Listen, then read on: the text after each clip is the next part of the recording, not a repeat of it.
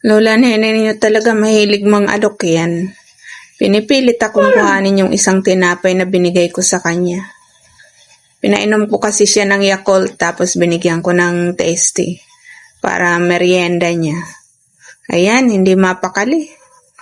Panay ang alok sa akin, panay ang alok. Talagang hindi matapos-tapos yung pag-aalok niya sa akin. Ganyan ang Lola Nene niyo pagka may kinakain. Alok ng alok. Sa'yo na! Ako nagluluto pa ng aming ulam. Ayan, naggata ako ng pakbit. Hinaluan ko ng dilis.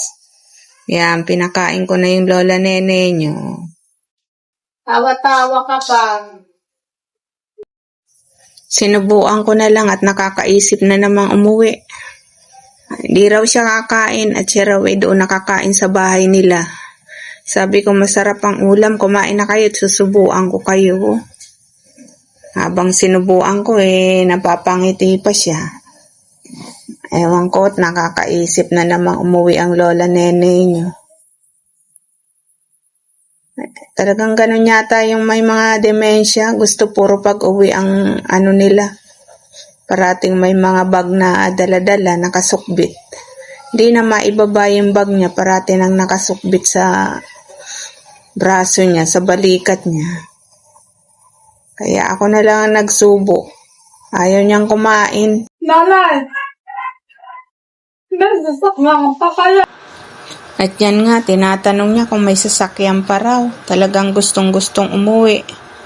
Ihatid ko raw siya. Pinapainom ko na nga ng tubig. Gusto nang umayaw. Ihatid ko na raw siya at yung ama raw niya ay magagalit pag hindi raw siya umuwi. Magagabi na raw. Sabi ko, maaga pa. Araw pa lang ka ako ngayon, hindi pa gabi.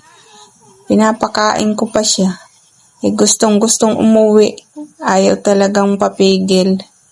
Hanggang sasabi ko ikaw na lang ang kumain mag-isa at kukuhanan kita ng ubas doon.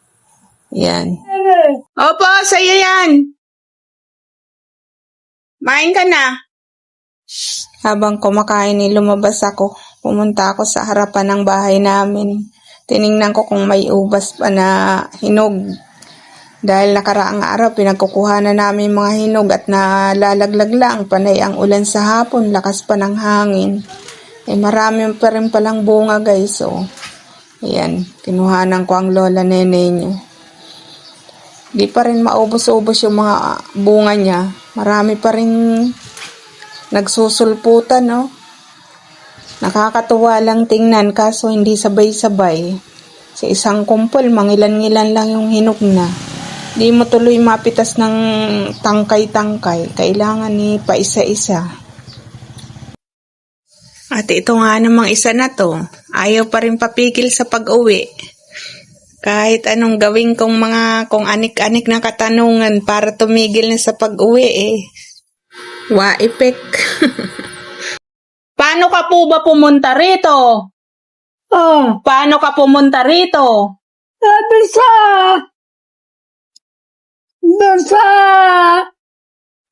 doon. Yung mga doon sa bakulan.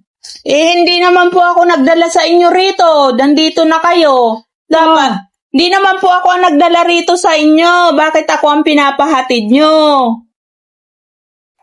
Hindi naman ako nagdala rito sa inyo. Sino ba mga kaya sa akin dito? Yun ang hindi ko po alam. Kaya kung ako po sa inyo, dito na lang kayo tumira. Yung kambal yung anak. Wala po akong kambal na anak. Isa lang po ang anak ko. Ang talaga gusa. Dalawang kambal. Ala nga po akong kambal na anak. Isa lang po ang anak ko, si Ivan. Yari may ubas.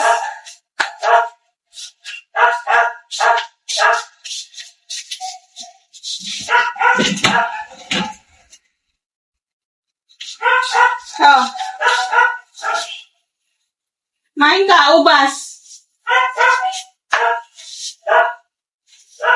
Sarap. Pabilis naman sumubo.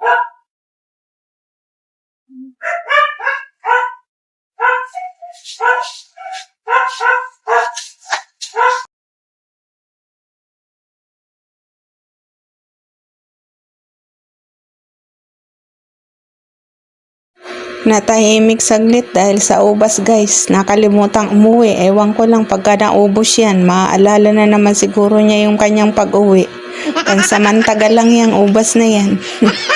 Para tumahimik ang lola nene nyo. Ay nako guys.